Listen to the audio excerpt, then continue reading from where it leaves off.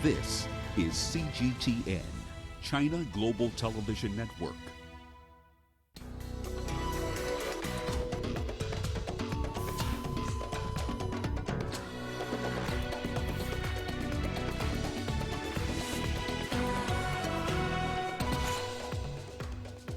China's National People's Congress Standing Committee aims to strengthen public health legislation. Chinese investors help propel Uganda's manufacturing sector. And Africa reports over 116,000 COVID-19 cases. Hello and welcome to Africa Live with me, Beatrice Marshall, in Nairobi. Also coming up on the program. In business news, the COVID-19 pandemic deals a heavy blow to the advertising industry in Egypt. And in your sports, esports records substantial growth in popularity in Tunisia during the COVID-19 pandemic.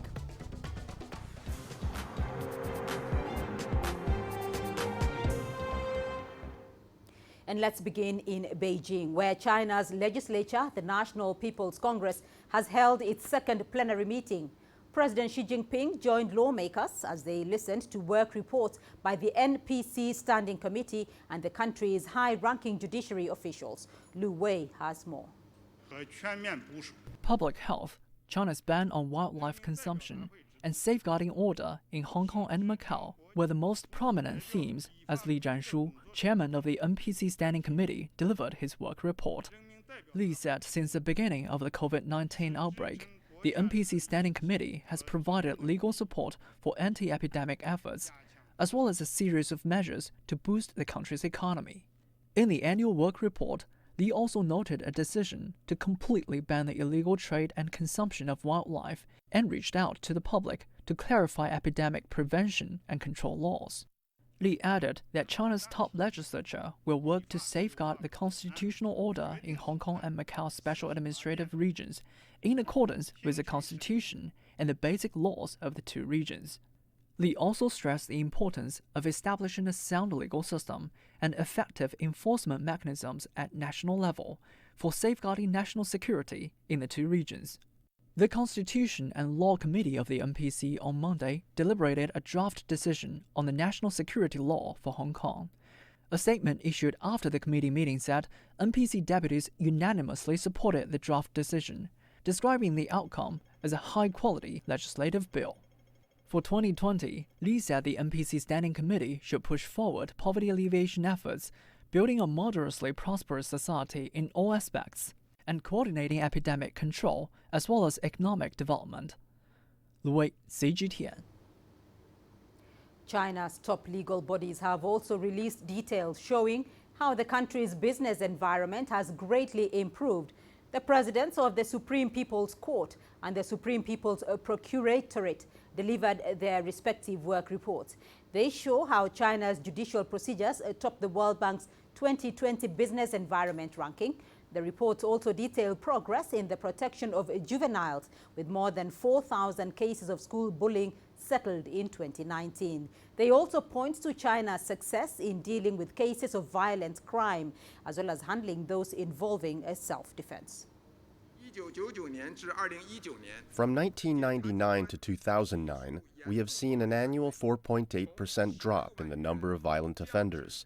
Those sentenced with over 3 years of imprisonment have decreased by over 24%.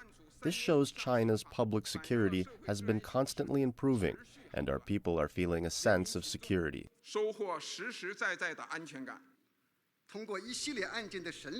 We're dedicated to solving the cases regarding self-defense and preventing moral risks. We have zero tolerance for the ignorance of principle. And in today's episode of our series On the Record, NPC deputies share their suggestions on how to improve the employment of migrant workers and how to stabilize the current economic situation, as well as their understanding of cross-strait relations. In this year's government work report, migrant workers groups are mentioned many times. I am also a migrant workers representative, so I was the one who proposed migrant workers employment. The first point is to strengthen employment services for migrant workers. The government should improve their services in providing employment information, and that on the employment platform. The other is that the government should train their workers more professionally and develop their theoretical levels, so as to keep up with the development of this era. This year, speaking of the overall economic situation influenced by the previous pandemic, coupled with the trade war, the willingness of the entire group of entrepreneurs to invest, to expand are greatly affected. The country also introduced a lot of policies to support small and medium-sized enterprises, to reduce taxes and administrative fees and so on. But entering the second quarter of this year, the nation's overall employment situation has still been largely affected.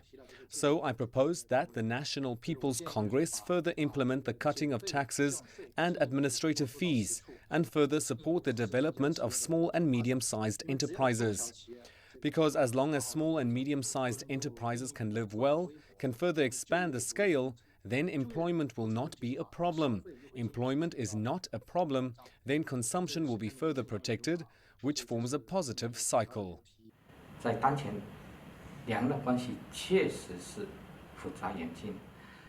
cross-strait relations are really complicated at the moment. Local authorities in Taiwan do not recognize one China and 9 consensus. That undermines the basis of cross-strait relations.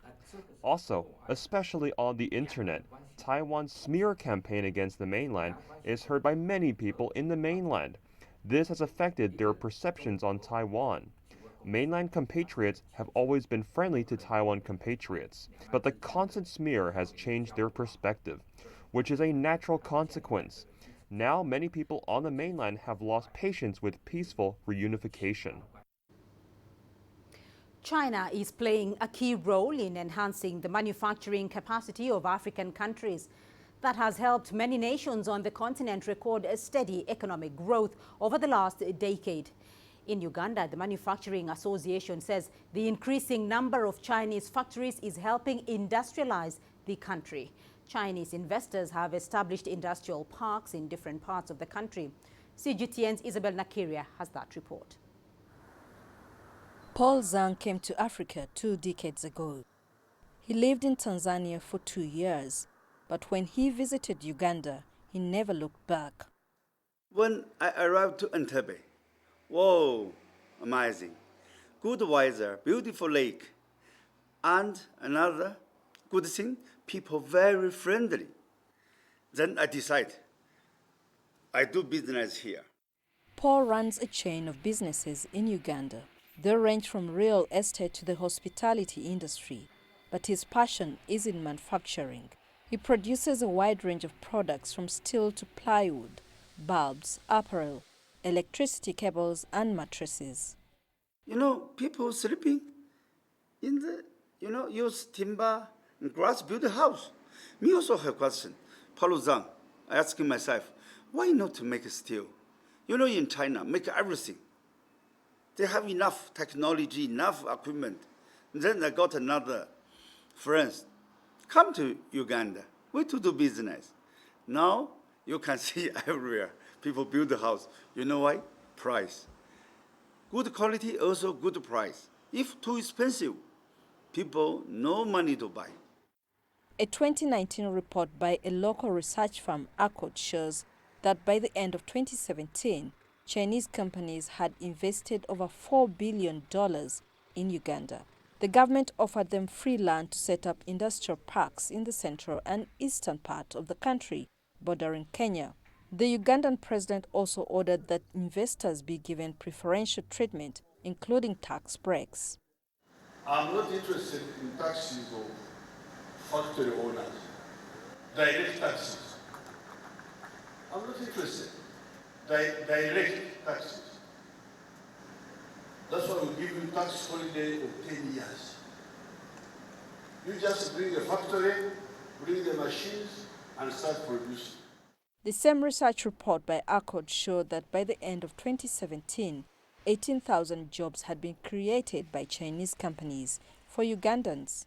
The Trade Ministry says the increase in domestic production from the Chinese factories is significantly cutting down Uganda's import bill, and the locally produced goods are increasing the country's export revenues. But there are general concerns from a section of the public that the government is favoring largely the foreign over local investors. To accept that to learn, to grow, you have to open up your space. This happened in Singapore, it happened in Malaysia, it happened in Thailand. The Chinese came, and there was initially a pushback, but then they allowed them to settle in. And that's how the countries got a different work ethic. And they started doing things differently.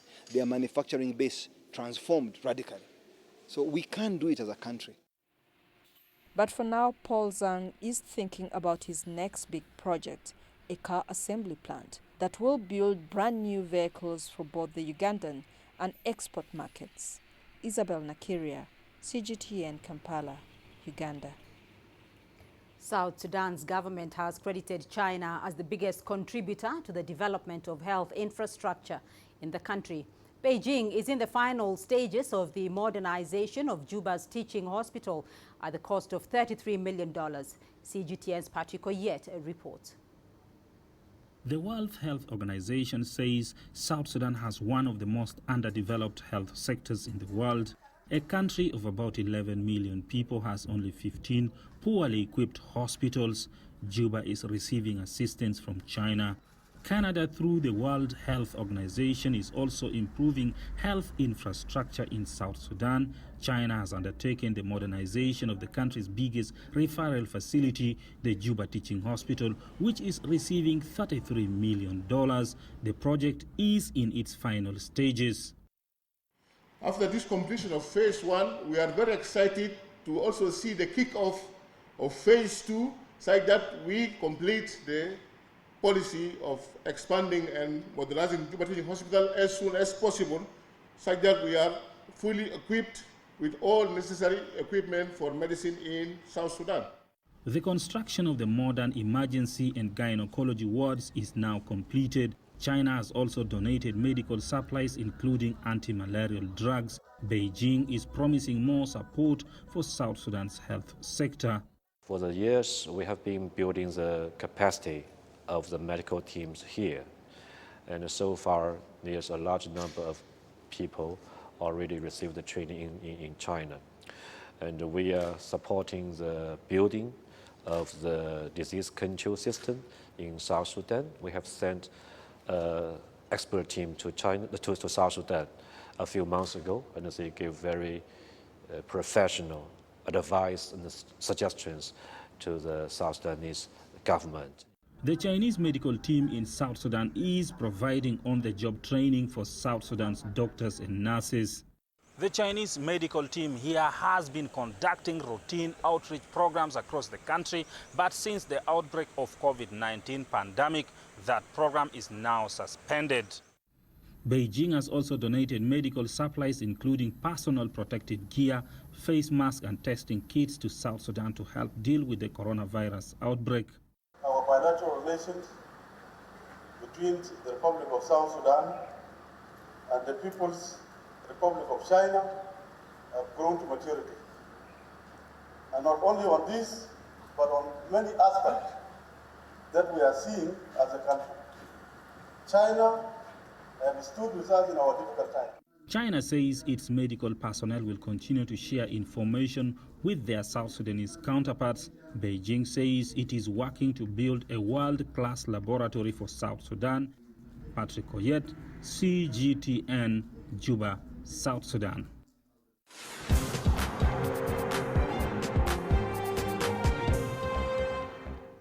You're watching Africa Live. Still ahead on the program. Africa reports over 116,000 COVID-19 cases. And the World Health Organization holds hydroxychloroquine trials over safety concerns.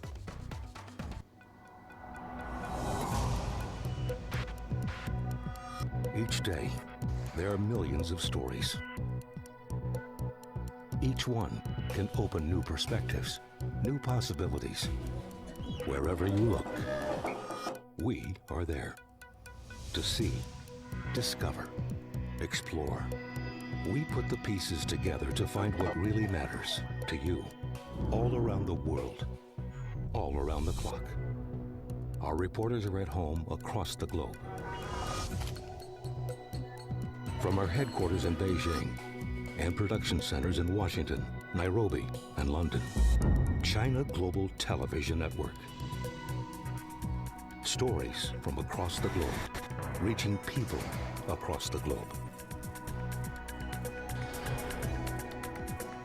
CGTN. See the difference.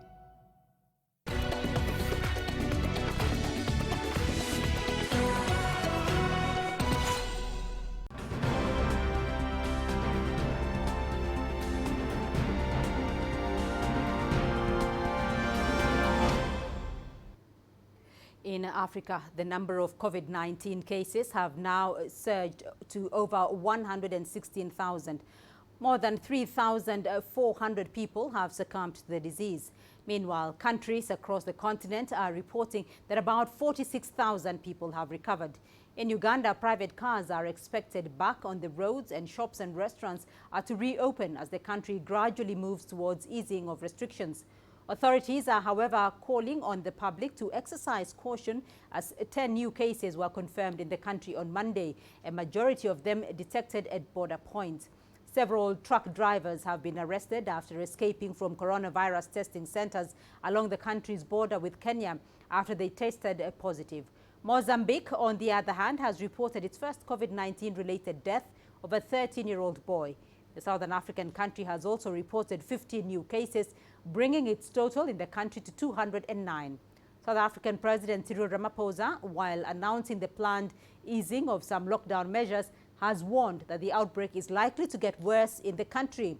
South Africa has the highest number of cases on the continent, having recorded over 23,000 cases so far.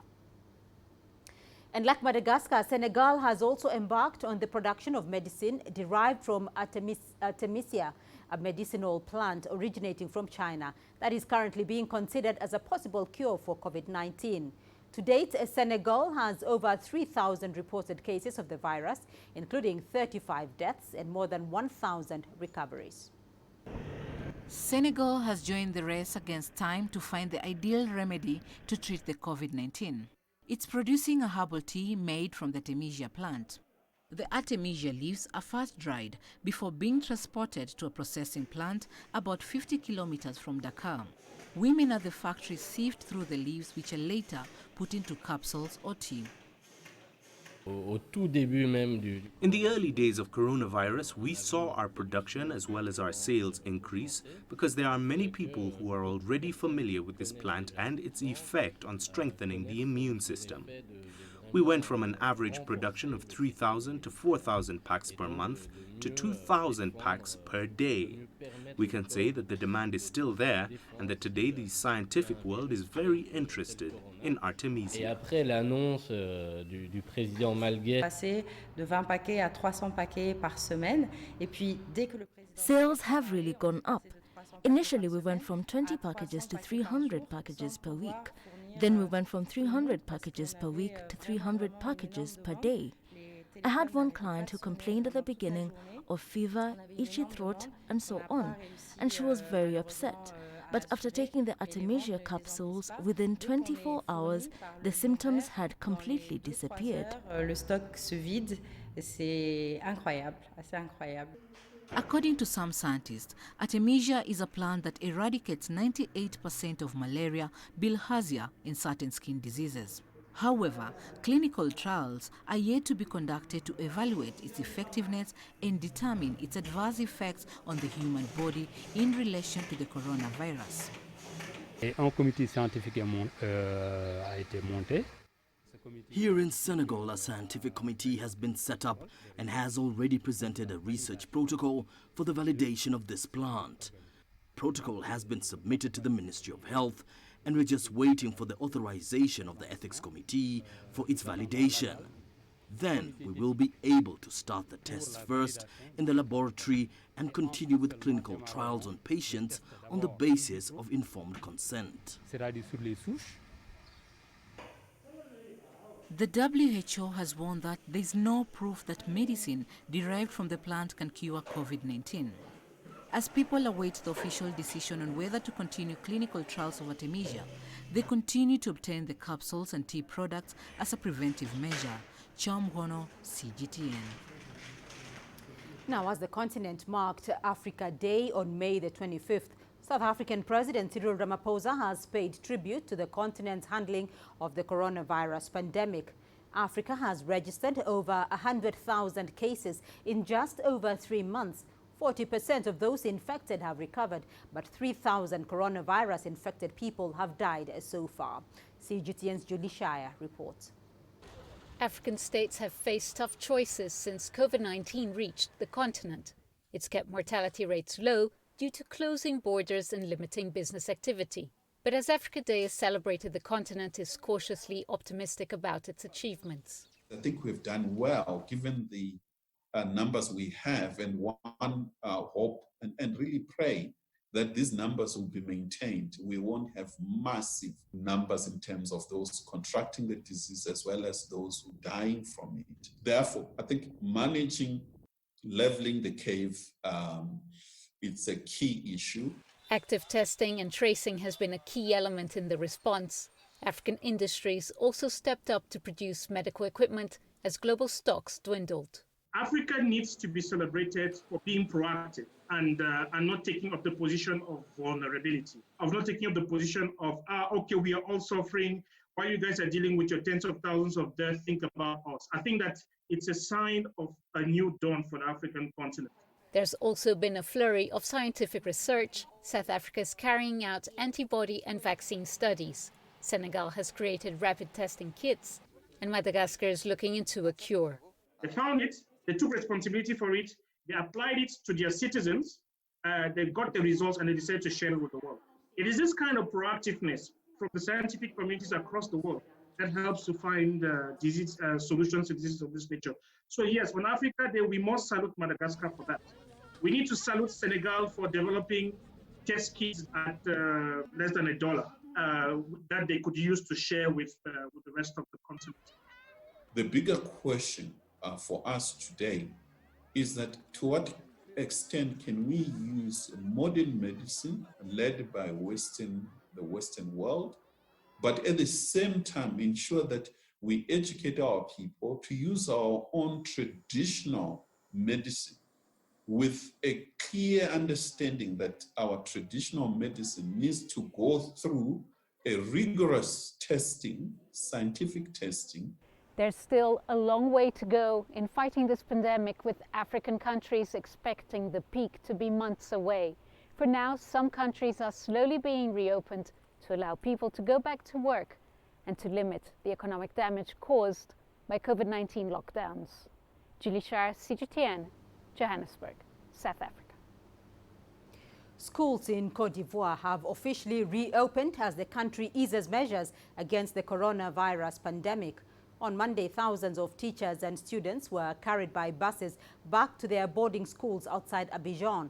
The city of Abidjan is the epicenter of the coronavirus outbreak, and both teachers and parents are concerned that the reopening of schools could spread COVID-19 to the areas which have so far been spared from the virus.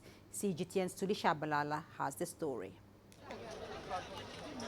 Thousands of masked children have flocked back to schools in Cote d'Ivoire. The country is one of the first in West Africa to restart lessons after a 2-month hiatus due to the coronavirus pandemic. The reopening of schools means thousands of pupils and their teachers must be ferried back to boarding schools outside Abidjan. Many fear spreading the virus there.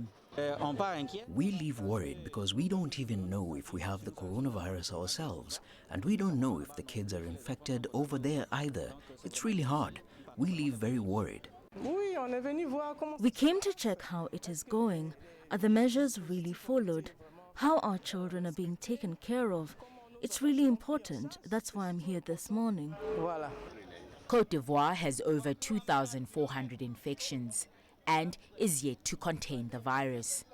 But authorities are confident pupils can study together under health and safety guidelines. We are aware of the reality. We are aware that we are facing a very grave situation. But we have the compelling duty to make sure that the children we're in charge of finish their studies. Because we have to live, but in order to live well, they need good learning. In Abidjan's Ajame neighborhood, children not only have to wash their hands before entering school, the students have to exercise physical distancing in class, and one pupil has to sit in one desk with bottles of sanitizing gel within reach. What changed is that today, normally children start at 7:30 a.m. and finish at 11:45 a.m. to have lunch. Today they will be in class until 1 p.m. continuously, and then they go home. For other classes, like the 5th grade, one group will come in the morning and the other in the afternoon. Nearby countries are watching closely to see whether Côte d'Ivoire's decision to reopen schools could cause a spike in infections. Thuli Shabalala, CGTN. A team made up of Chinese medical experts has left Zimbabwe after they concluded their 2-week mission to assist in the fight against the new coronavirus. The crew arrived in the country earlier this month and, under the guidance of the Chinese embassy in Zimbabwe, engaged with various departments. They shared anti-epidemic experience and provided training on prevention and control for local hospitals. The group has left Harare for Equatorial Guinea to begin a new assignment there. Zimbabwe says it has highly recognized the work achieved by the joint collaboration with China. We want to sincerely thank the People's Republic of China, through your ambassador, for this wonderful gesture, which will go a very long way in making sure that Zimbabwe will fight this COVID pandemic until this is completely out of this country, out of the global world. China's medical team to Algeria is set to leave the country on Thursday after completing their 2-week mission as part of the efforts to combat the COVID-19 pandemic. CGTN's Ho Weiwei sat down with its Chinese ambassador to Algeria, who believes the team's visit has set an example of building a community of common destiny for all mankind. China and Algeria have a long history of cooperation in health sectors. In 1963, at the invitation of the Algerian government, China sent its first overseas medical team to Algeria. For decades, the Chinese medical teams have made great contributions to the development of Algeria's health works. This time, at the request of the Algerian government, the Chinese medical team arrived in Algeria on May the 14th. The team had in-depth discussions with the Algerian government officials and experts from the scientific committee under the health ministry. The Chinese experts shared information and experiences about epidemic control and prevention, as well as diagnosis and treatment. They also held talks with WHO officials in Algeria. How has this team's visit impacted the medical cooperation between the two nations? China's medical experts have various backgrounds, including intensive care, respiratory cardiology, traditional Chinese medicine, and nursing. Through in-depth discussions, the two sides are expected to strengthen their cooperation in intensive care, infectious disease-related research, personnel training, and public health policies. And now let's take a look at the bigger picture here. Under the framework of China-Africa cooperation in the medical sector, what is China's role and responsibility in the future?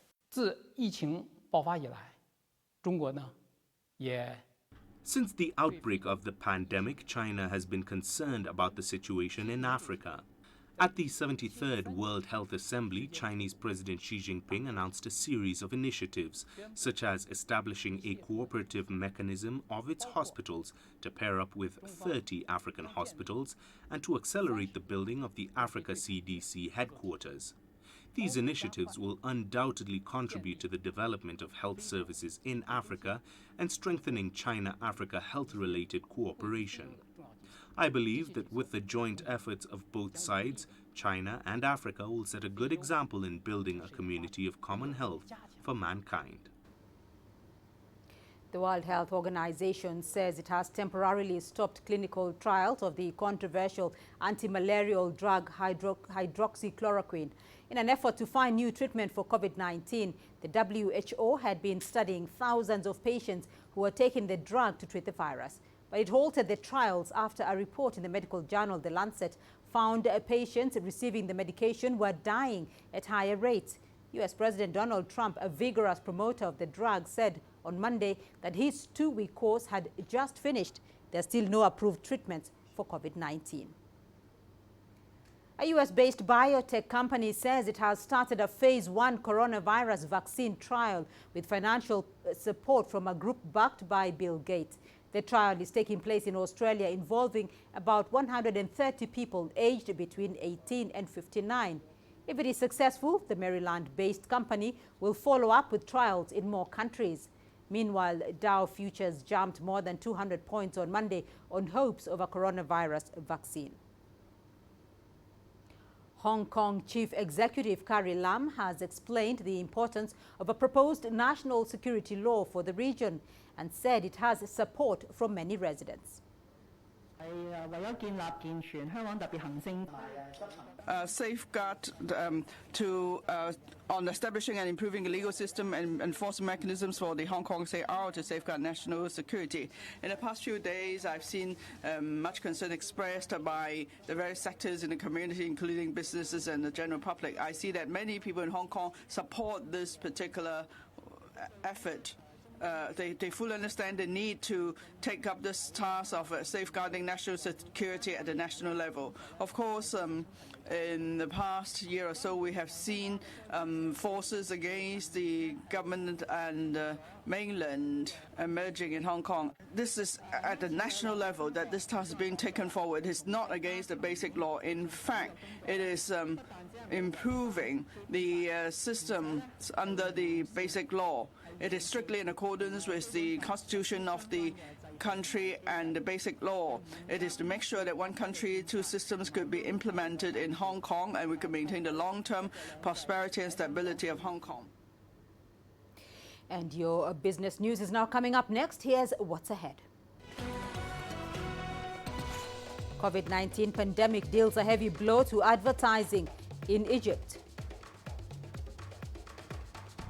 And South Africa's airports operator seeks $594 million from the government to guarantee deaths. Images may appear to be identical, but looks can be deceiving. The difference is not always obvious. It has to be discovered. There are always different sides to a story. We put the focus on the details. To see more, to understand better. CGTN. See the difference.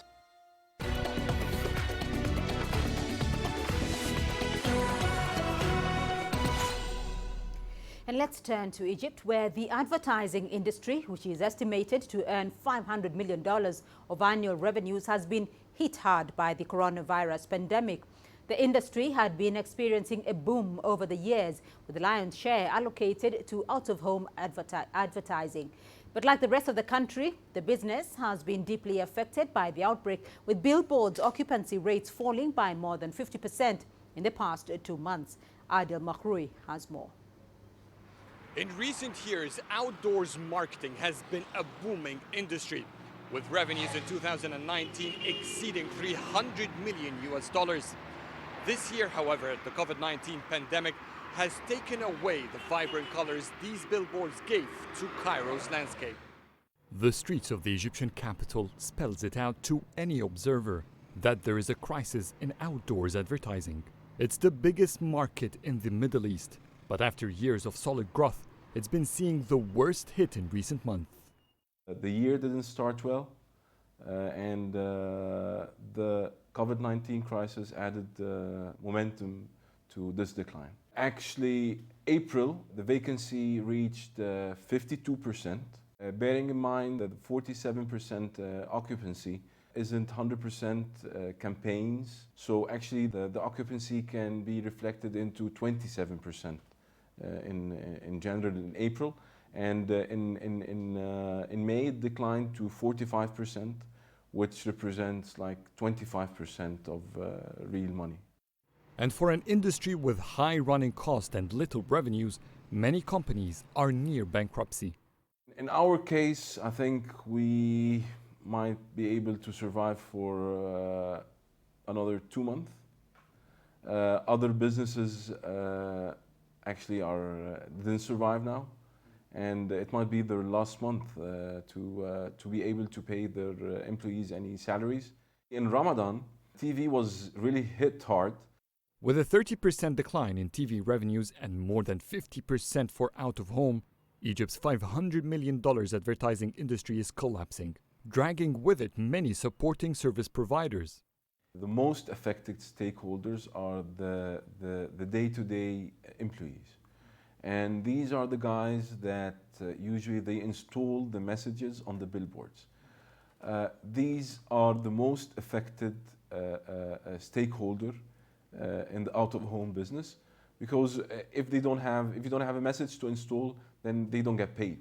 And the other stakeholders are the print houses, the agencies, the suppliers or the billboard owners.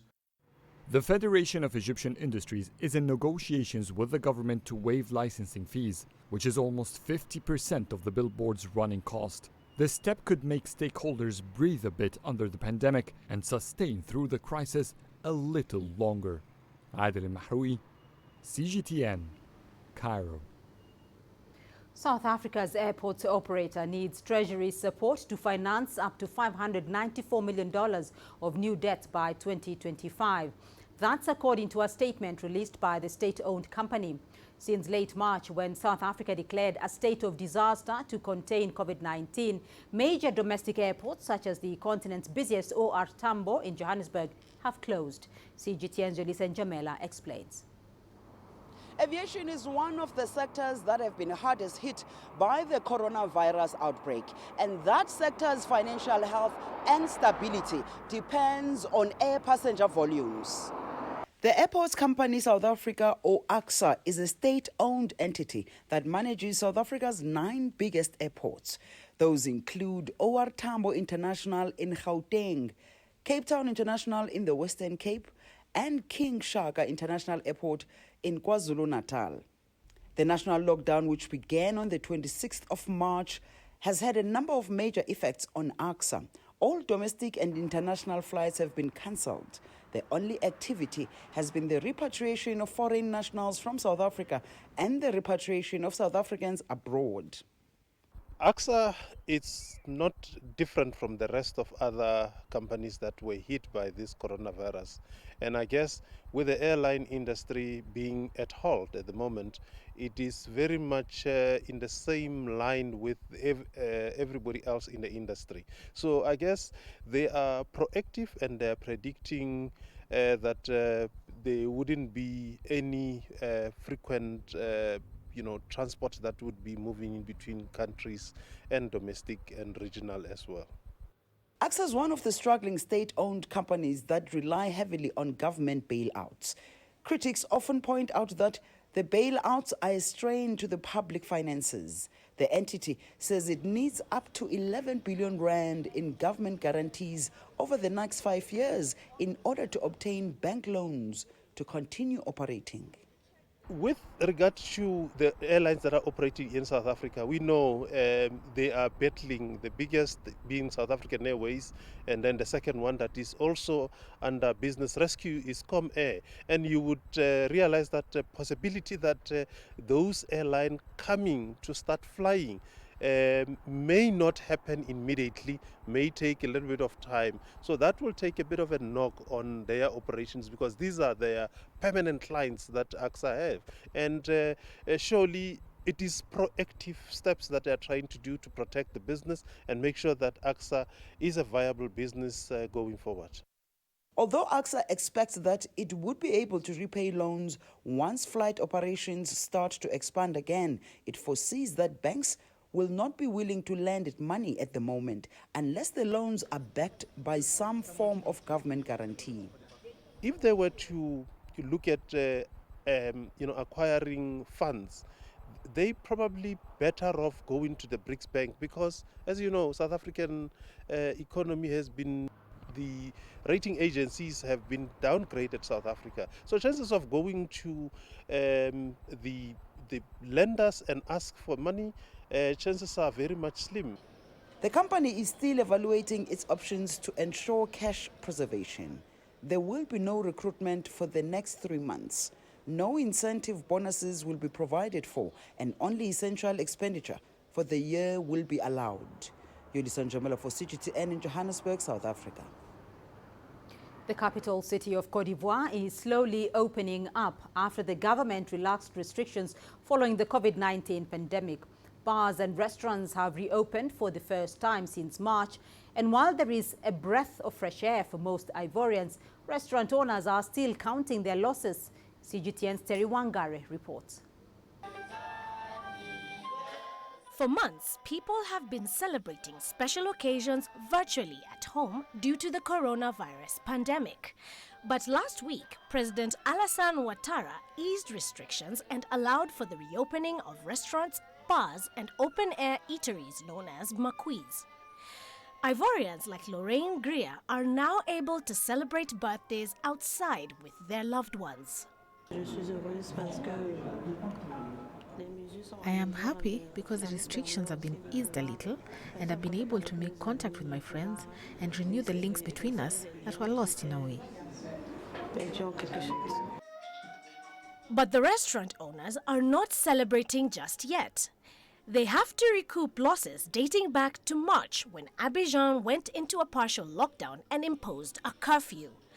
Public establishments need to adhere to strict rules, disinfect the premises and apply safe distancing between tables, all of which cost money.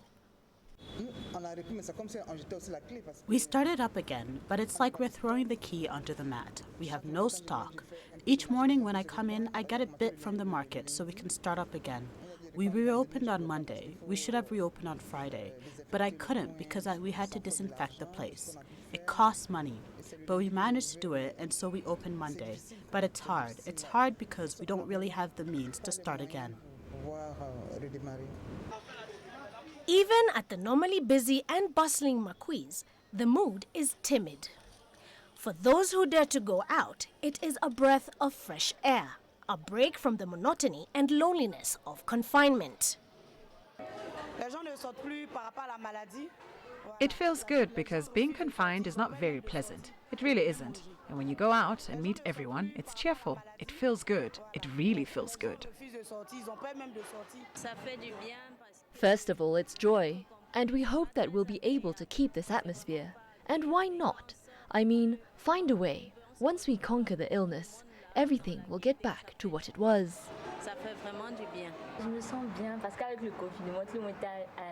I feel good because with the lockdown, everyone was at home. There was no school and everything, so as today is my birthday, I wanted to come and eat something on my own. And it feels like a deconfinement, as the president said. So I am happy that I came alone to eat something for my birthday. Very few customers have ventured into restaurants for fear of getting infected. Before the closure, it was doing better than now. It was doing well. Really, it was okay. With the closure from the coronavirus until now, honestly, it's hard to make ends meet. We've been here since Friday. We spend the whole day here but never get more than 3 to 4 tables. For example, today we had 2 couples. One couple who went in there to eat and the other couple who went over there.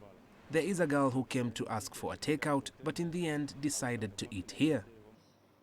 Although the curfew was lifted, night bars, cinemas, theatres and concert halls are still closed until May 31st.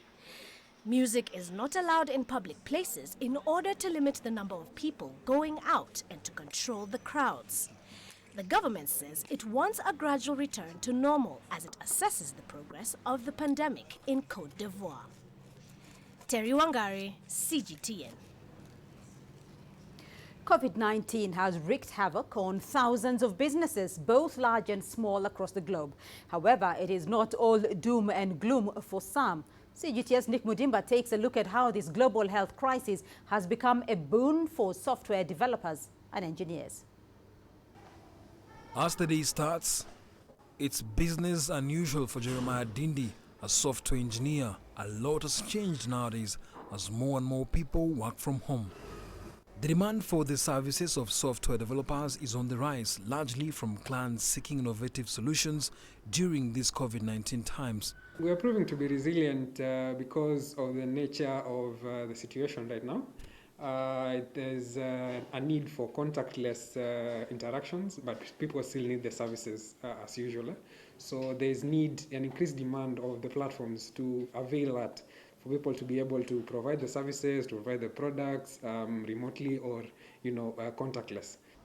These workplace changes have seen many software developers working from home and handling their tasks remotely. Some of them who actually embraced working from home and remote best practices earlier on are not finding it to be a totally new thing to work with. And this is the source of this resilience, right? And it's emerging because of how they crafted their workplaces to ensure that engineers, for instance, are able to work flexible hours and they're able to work remotely. The number of information technology jobs advertised has increased as firms seek to bolster their online operations. Today in technology, right, in the bucket of technology, a lot of new careers are going to emerge, right? It means if someone can create a website, if you choose to be a website designer, for instance, you can create the graphics of a website, you can take photos as a photographer. So demand is going to actually come up in the area of tech, even though some industries are already hurting and having layoffs, right? So from a website, you can see the people who are writing content writers are going to have a lot of opportunity for them to showcase about different products and services when it comes to writing copy. As the demand for such services increases, there's also interest from those who want to try their hand in the tech industry, and Jeremiah has some expert advice for them. They say in software development, they say Google is your friend. So I'm sure if you just Google, how to maybe come up with a website or development, you will see a bunch of results over there. But ones I've used personally is Code Academy platform. And then there is also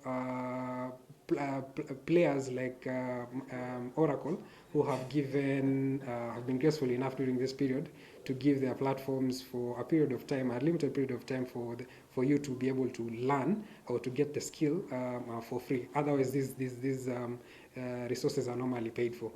As the fight against COVID-19 continues and the world adjusts to the new normal, there's no doubt that many IT positions will still need to be filled, helping those in the sector secure their careers. For software developers, it's indeed a learning curve period. They're getting projects, yes, but the only difference is that they're working from home and they're doing it even better. Reporting for CGTN, my name is Nick Mudimba in Nairobi, Kenya. Well, let's now take a look at your sports news. Here's what's coming up. E-sport enjoying substantial growth in Tunisia amid the COVID-19 pandemic.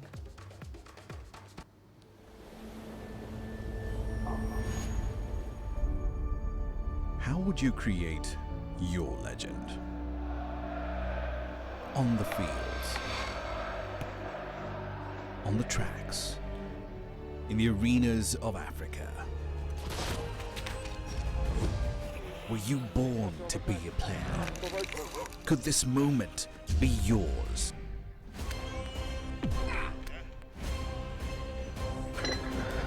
Sports Scene. Find your game.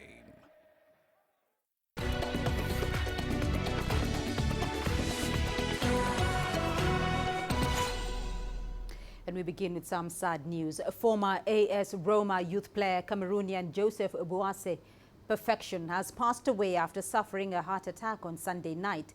The former Roma Academy trainee